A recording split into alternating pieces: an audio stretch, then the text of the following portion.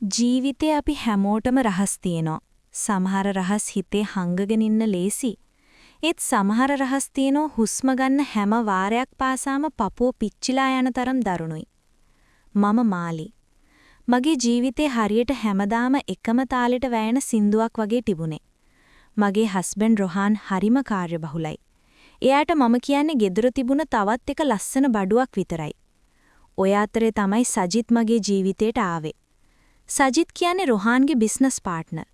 එයා හරිම තේජවන්ත පිරිමියෙක්. දකින්න ඕනම කෙනෙක්ගේ හිත ගැස්සෙන බැල්මක් එයාට තිබුණේ. මුලදී සජිත් මගේ දිහා බලද්දී මම ඒක ගණන් ගත්තේ නැහැ.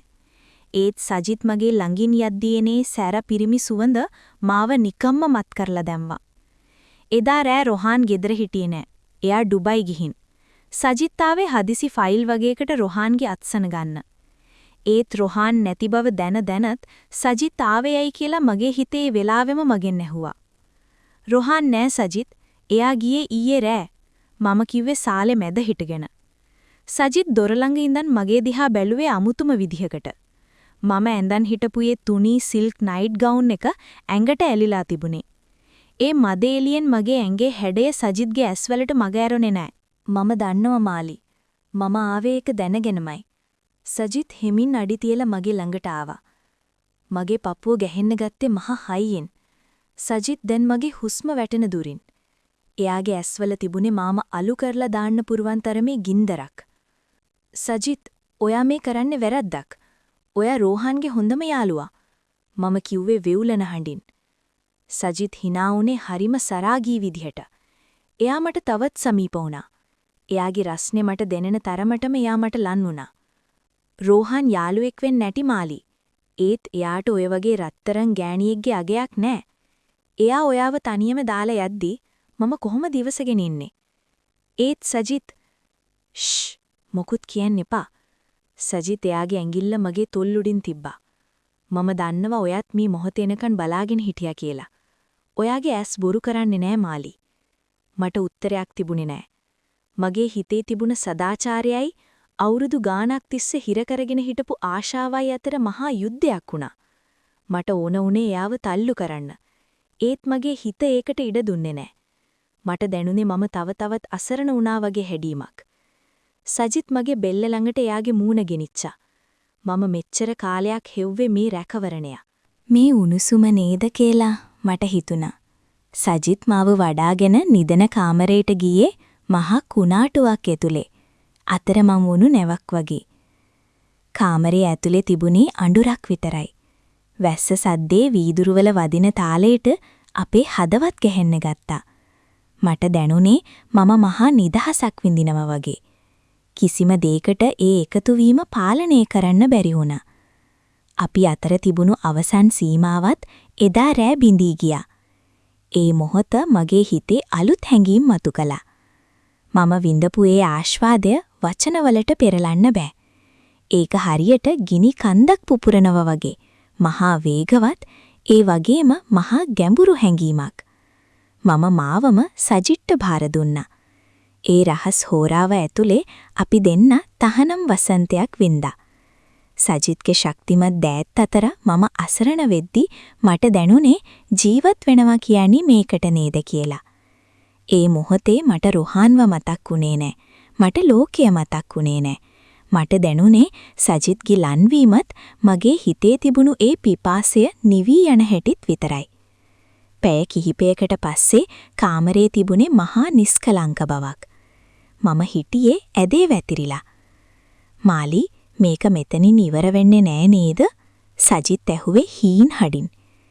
මම එයාගේ මූණ දිහා බැලුවා. මගේ ඇස්වල කඳුළු පිරීලා තිබුණා. මම දන්නේ නෑ සජිත්. මට බයයි. අපි කලේ මහා වරදක්. සජිත් මගේ නළලට හාදුවක් දුන්නා. වරදක් වෙන්නේ නැති.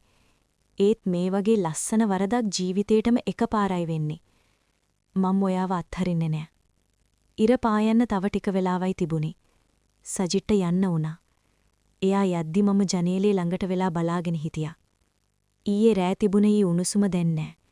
ඒ වෙනුවට මහා ලොකු හිස් බවක් මගේ හිතට දැනෙන්න ගත්තා. රොහාන් තව දවස් දෙකකින් එයි. මම කොහොමද එයාගේ මූණ බලන්නේ? මම කොහොමද මේ රහස හංගගෙන ඉන්නේ? ඒත් මම එක දෙයක් දැනගෙන හිටියා. සජිත් මගේ හිතේ පත්තු කරපු ඒ ගින්දර කවදාවත් නිවෙන එකක් නෑ. අපි ඒ සීමාව පැනලා ඉවරයි. දැන් ආපහු හැරීමක් නෑ.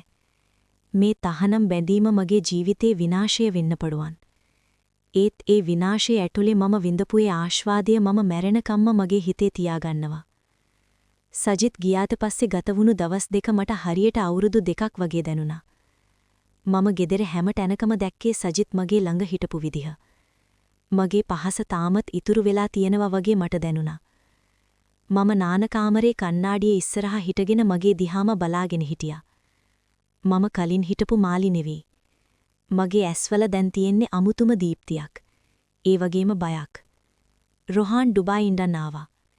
එයා වෙනදා වගේම බෑග් එක සාලේ දාලා මගේ නළලට හාදුවක් දුන්නා. ඒත් මට දැනුනේ මහා පිළිකුලක්.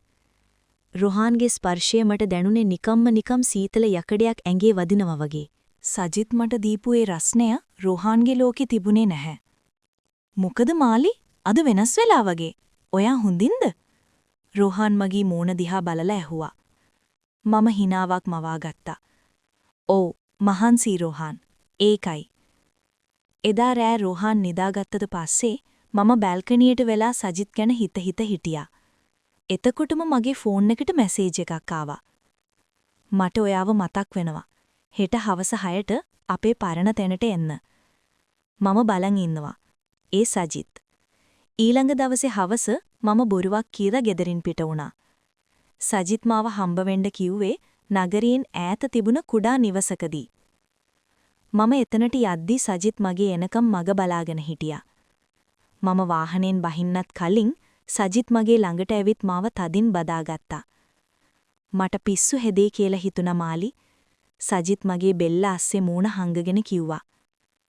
අපි දෙන්න ඒ ගේ ඇතුළට ගියා. එතන රෝහාන් නෑ, සමාජයක් නෑ. තිබුණේ අපි දෙන්න විතරයි.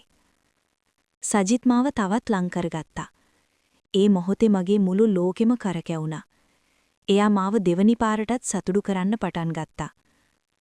හවස් කාලේ රන්වන් අවුරැස්ස අපේ ඇඟවල් උඩ වැටිලා තිබුණා.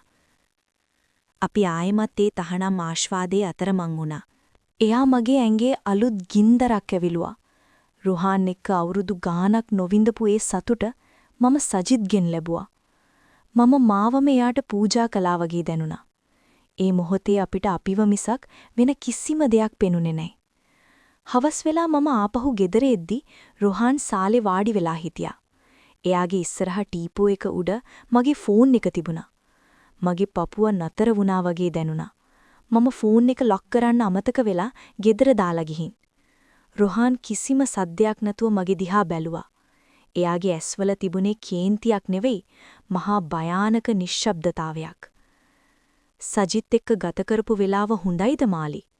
රොහාන් හරිම සංසුන් වැහුවා. මම ගල් ගැහුණා. "රොහාන්, ඒක ඔයා හිතන දේ නෙවෙයි." "බොරු කියන්න එපා මාලි. මම හැමදේම දන්නවා."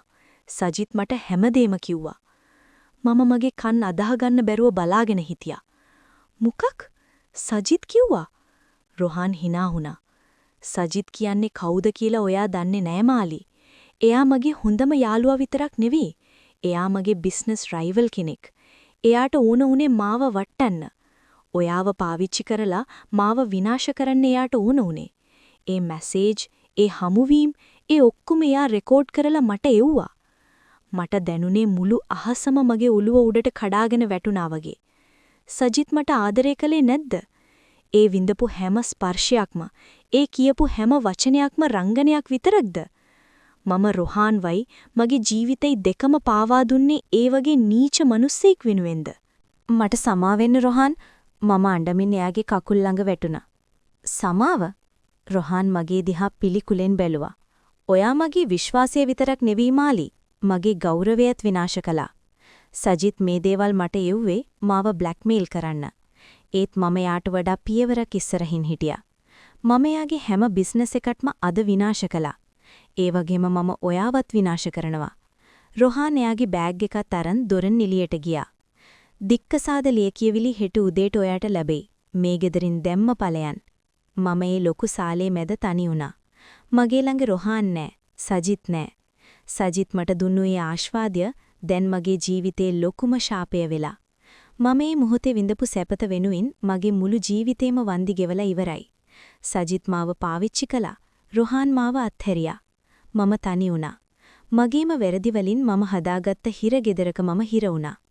තහනම් බැඳීමක කෙලවර කොයිතරම් කටුකද කියලා මම එදා තේරුම් ගත්තා. ඒත් දැන් ප්‍රමාද වැඩි.